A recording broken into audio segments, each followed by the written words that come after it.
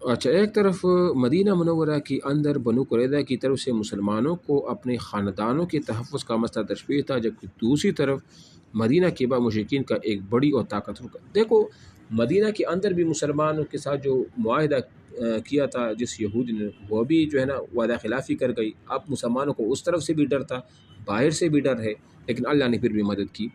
ان حالات میں نبی علیہ السلام نے مجاہدین کی مسلسل اللہ تعالیٰ سے مدد کی دعا مانگ رہے تھے۔ اسی دوران بنو عطفان کے ایک شخص نعیم بن مسعود نبی علیہ السلام کی خدمت میں حاضر ہوئی۔ اس کو غور سے سنیں، نعیم بن مسعود اشجعی خدمت میں حاضر ہوئی اور عرض کی کہ میں آپ علیہ السلام کی مدد کرنا چاہتا ہوں۔ پیارے نبی علیہ السلام نے اسے کہا کہ تم اپنے لوگوں کی حوصلہ شکنی کرو تاکہ وہ جنگ سے باز آ جائے۔ چنانچہ نعیم بن مسعود باری باری یہود و کفار کے پاس گئے، حالانکہ اس کو پتہ نہیں تھا کہ یہ مسلمان ہو گیا ہے، اور ان میں پھوٹ ڈلوا دی۔ دشمن اسلام کو مدینہ منورہ کی گرد محاصرہ کیے ہوئے تقریباً مہینہ بھر ہو گیا۔ 1 مہینہ محاصرہ کیا تھا، اس کو بھی انڈر لائن کرو۔ ان کے پاس خوراک، پانی اور جانوروں کے چارے کے ذخیرے ختم ہو چکے تھے۔ صفحہ کیا ہے؟ صفحہ 39۔ ہاں جی، اچھا دشمن اسلام کو کہ معاصرہ تقریباً مہینہ ہو گیا تھا، اس کے پاس خوراک، پانی اور جانوروں کے چارے کے ذخیرے ختم ہو چکے تھے۔ اسی موقع پر آندھی کی صورت میں اللہ تعالیٰ کی طرف سے مسلمانوں کے لیے خصوصی مدد نظر۔ یہ انتہائی اہم سوال ہے کہ وہ کون سا غزوہ تھا جس میں مسلمانوں کی مدد کی گئی تھی آندھی اور طوفان کی وجہ سے؟ وہ جنگ خندق تھی، ٹھیک ہے نا۔ ہوا یہ کہ ایک رات سخت آندھی اور طوفان آیا جس سے محاصرین کے خیمے اکڑ گئے، چولہوں پر رکھے ہوئے دیگچے الٹ گئے، جانور اپنے رسی توڑوا کر بھاگ گئے۔ مزید برآں سرد موسم کی شدت کفار کی پریشانی میں اضافہ کر دیا۔ نبی علیہ السلام نے حضرت حذیفہ کو مشرکین کی خبر لانے کے لیے بھیجا۔ شدید سردی، بھوک اور خوف کی حالت میں حضرت حذیفہ جیسے بہادر شخص نے حکم کی تعمیل کی اور واپس آ کر بتایا کہ آندھی اور موسم کی سختی کفار کے عذاب الہی بن کر آئی، ان کے پاس میدان چھوڑ کر بھاگ جانے کے سوا کوئی چارہ نہیں۔ یہ سن کر نبی علیہ السلام نے حضرت حذیفہ کو جنت کی دعا دی۔ یوں اللہ تعالیٰ نے بغیر لڑے ہی اپنے حبیب صلی اللہ علیہ وسلم کو فتح سے نواز۔ نتائج اور اثرات۔ غزوہ خندق اسلامی تاریخ کا ایک فیصلہ کن جنگ تھی۔ اس میں کافروں کے حوصلے ٹوٹ گئے اور یہودیوں کا کردار کھل کر سامنے آ گیا۔ دشمن اسلام جان گئے کہ سارا عرب متحد ہو کر بھی مسلمانوں کو شکست نہیں دے سکتا۔ اس غزوے میں مسلمانوں کے 6 افراد شہید ہوئے۔ کتنے؟ 6۔ یاد آیا کچھ؟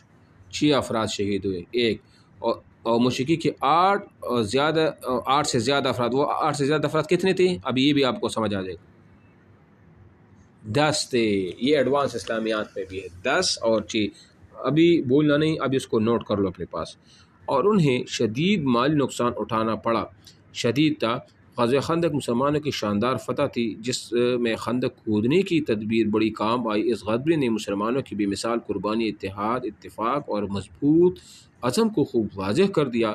مدینہ منورہ میں اسلامی حکومت کی طاقت اور استحکام میں زبردست اضافہ ہوا، اسلام کی اشاعت اور مسلمانوں کی تجارت میں تیزی سے اضافہ ہوا، عرب کی دیگر علاقوں سے ان کے خوشگوار تعلقات وہ قائم ہوئے۔ اچھا، ایک یہاں میں آپ کو اہم بات بتا دوں، وہ یہ ہے کہ اس غزوے میں آپ علیہ السلام نے فرمایا تھا کہ آج کے بعد ہم پر کوئی حملہ نہیں کر سکے گا، ہم بلکہ لوگوں پر حملہ کریں گے۔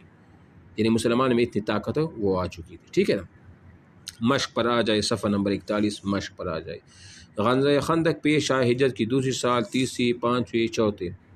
آپشن نمبر دال نمبر آپشن وہ ٹھیک ہے، اہم سوال ہے، نوٹ کر لیں اس کو۔ با عربی زبان میں گروہ اور جماعت کی لفظ بولا جاتا ہے۔ غزوہ، خندق، حزب، قبیلہ،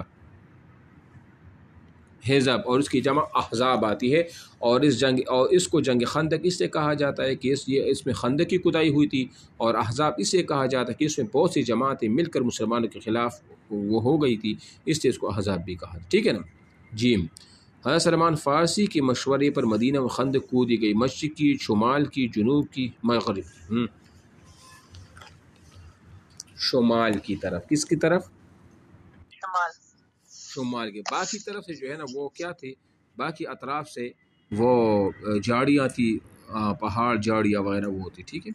دال نبی علیہ الصلوۃ والسلام کے حکم پر مشرکین کی لشکر خبر لینے گئے۔ اہم سوال، انتہائی اہم۔ بان ہاں جی، ہاں حذیفہ رضی اللہ تعالیٰ عنہ، ٹھیک ہے نا. اچھا ایک اس کا نام تو حذیفہ بن الیمان، اس کا ایک اور بھی تھا نا. جی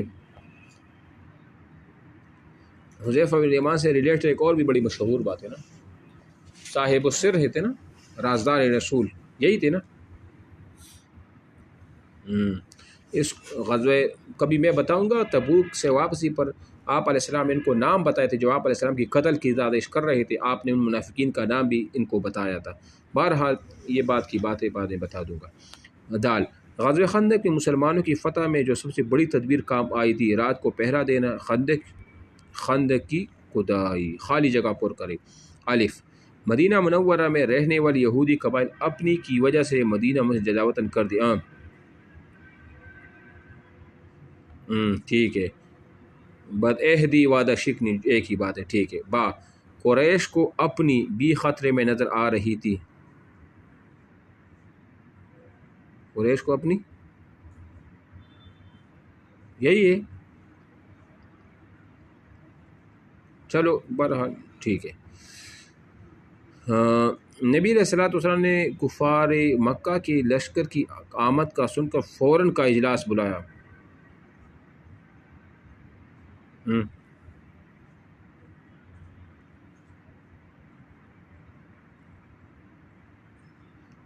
شورا نا، شور.